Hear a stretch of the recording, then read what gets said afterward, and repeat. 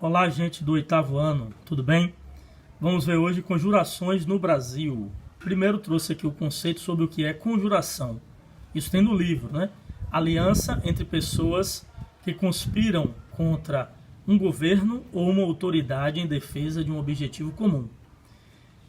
O Brasil, essas conjurações no Brasil tiveram influência do iluminismo e liberalismo, né? Sabemos já, como falei na primeira aula, que vários filhos da elite brasileira iam para a Europa para estudar e lá tinham contato com essas influências ideológicas, né, sobre iluminismo, liberalismo econômico, e com isso carregavam os ideais de liberdade e autonomia, não é isso? E considerando que o Brasil na época era uma colônia presa à metrópole, que era Portugal, não tinha autonomia econômica, e isso fazia com que a própria elite reivindicasse mais liberdade e autonomia frente à coroa. Conjuração Mineira, 1788 a 1789. Aconteceu durante o ciclo de ouro, o famoso ciclo de ouro no Brasil.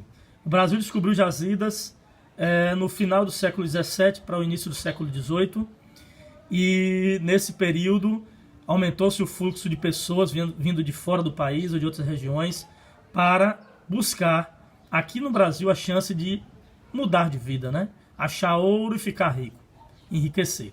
E também o fluxo de mercadorias mudou muito a questão da região das Minas Gerais, porque as mercadorias eram para abastecer esse ciclo do ouro na região.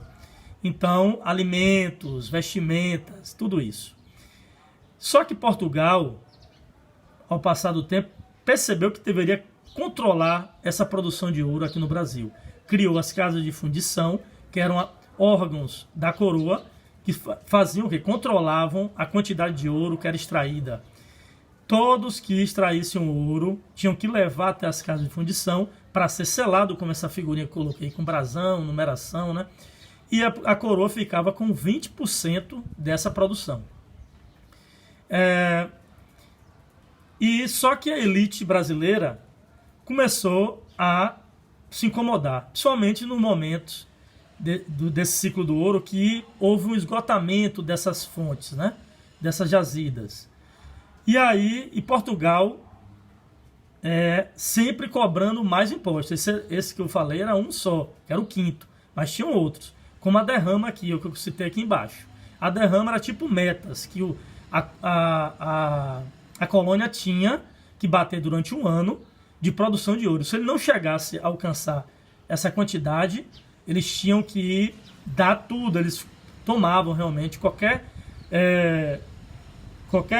riqueza dessa elite para levar para Portugal, para pagar esse imposto da derrama. As principais reivindicações, e foi nesse contexto aí que os revoltosos começaram a se organizar e pensar em tomar o poder nas Minas Gerais. As principais reivindicações deles eram o cancelamento da derrama, que é aquele imposto que eu falei, e o perdão da dívida com a coroa. Muitos, um fato muito interessante que eu vou citar, que em 1755 houve um terremoto em Lisboa, e a coroa portuguesa estava reconstruindo a capital deles e solicitou na derrama um aumento enorme de riqueza para fazer essa reconstrução. Muitos da elite estavam endividados com a coroa e eles iam pedir também o perdão dessas dívidas. Ampliação da autonomia da política de Minas Gerais.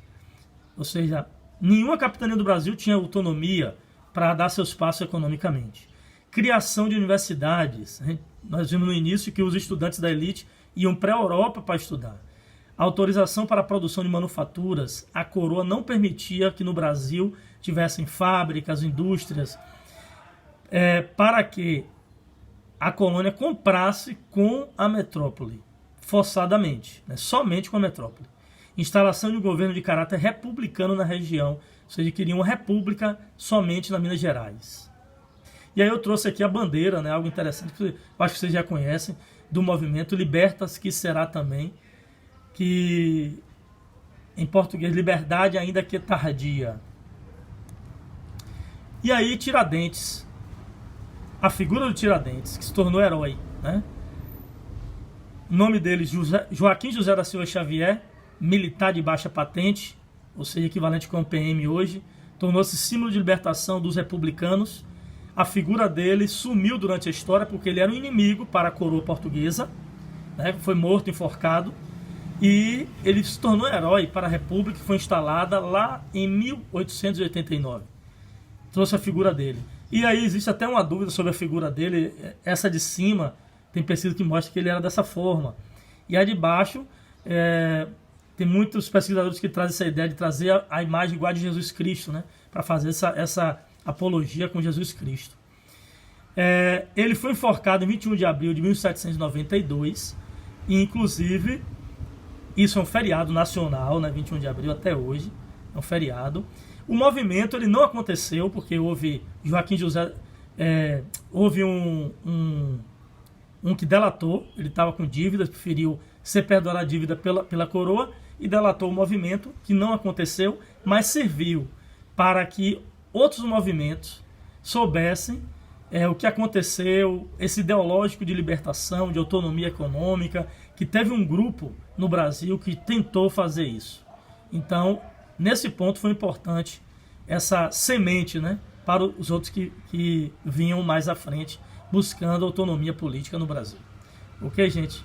Muito obrigado e até a próxima.